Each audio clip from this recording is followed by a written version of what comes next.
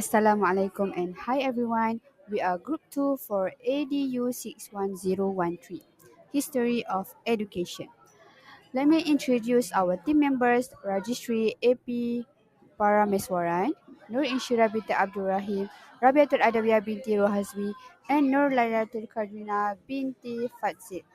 We are pleased to present our topic today and we hope you enjoy our presentation. Thank you.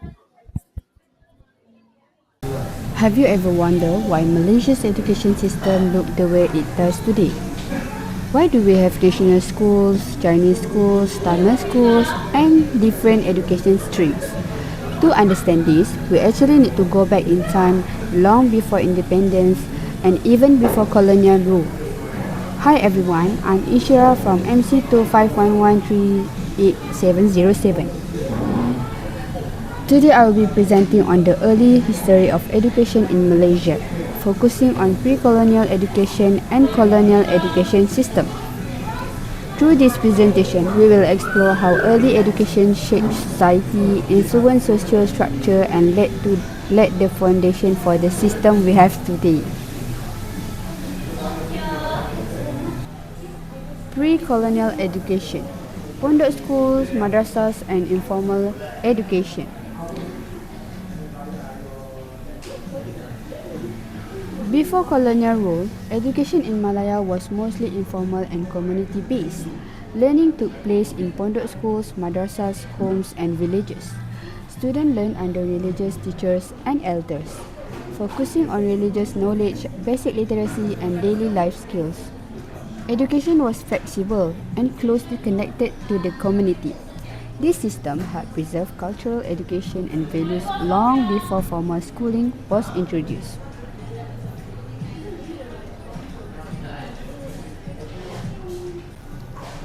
This is the picture of a madrasah. Religion, moral conduct and life skills. The main goal of pre-colonial education was character development. Religious teachings shape moral values, disciplines and social responsibility. At the same time, learners were taught practical skills such as farming, crafts, trades and household duties. Education was not only about knowledge, but about preparing individuals to live responsibly within society. This shows that early education in Malaya was already holistic in nature. Education during British colonial rule. Administration. Oriented education. During British colonial rule, education became more formal and structured. However, its main purpose was to serve the administrative and economic needs of the British Empire.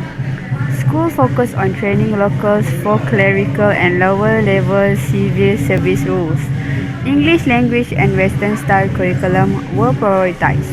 As a result, education mainly benefited colonial administration rather than the wider population. Limited to certain groups. Access to education during the colonial period was highly unequal. English medium schools were mostly available to urban elites and wealthy families. Malay children attended Malay schools that focused only on basic literacy and skills. Chinese and Indian communities established their own vernacular schools. This system created social and ethnic division that continued before independence.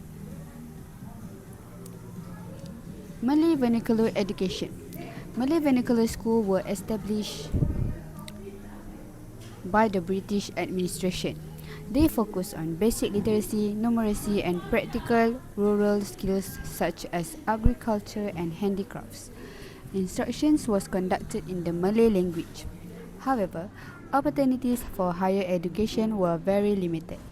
This system preserved Malay culture but restrict upward social mobility. Chinese vernacular education. Chinese vernacular education was developed by the Chinese community. Teaching was conducted in the Chinese language and followed textbook from China. The curriculum emphasized Chinese culture, history and values. This school operated independently from the colonial education system.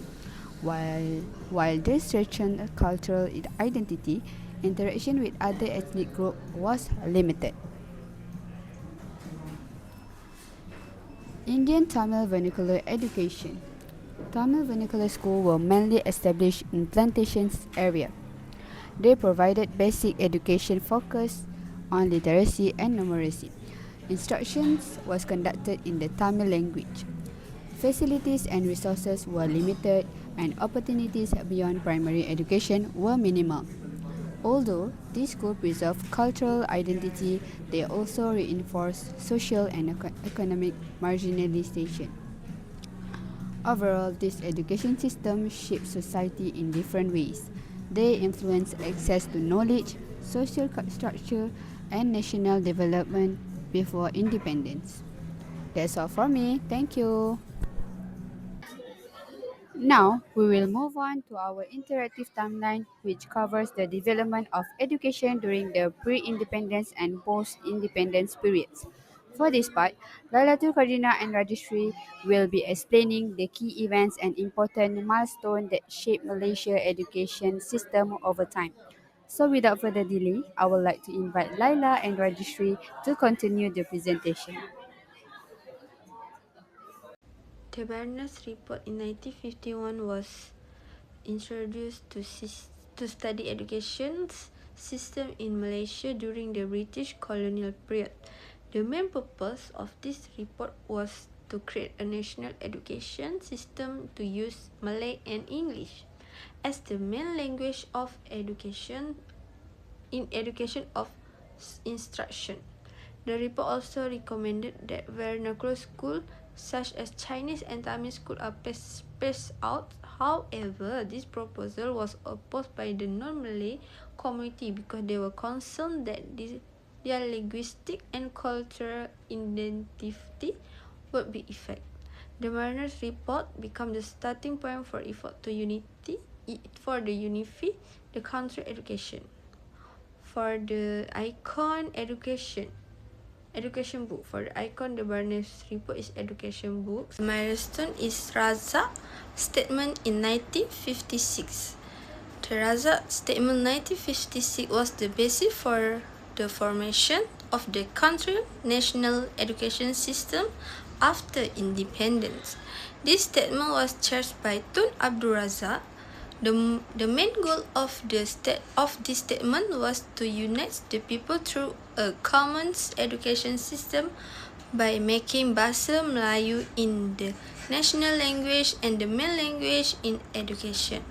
At the same time, vernacular schools are still allowed but must follow the national curriculum. The Razak statement played an important role in forming racial unity and is the basis for the country's education policy to this day. Icon for the Razak statement in 1956 is teacher icon. Hi everyone, today I'll be explaining about Laporan Fern 1951. The Fern report was made in 1951. It's created to study Chinese school in Malaya. Many Chinese people did not agree with the Barnes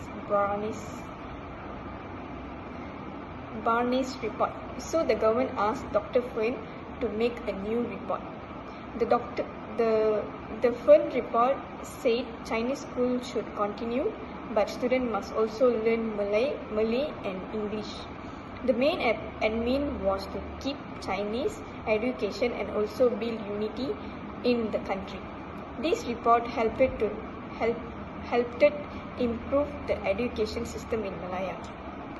The next will be Educational Ordinance 1957.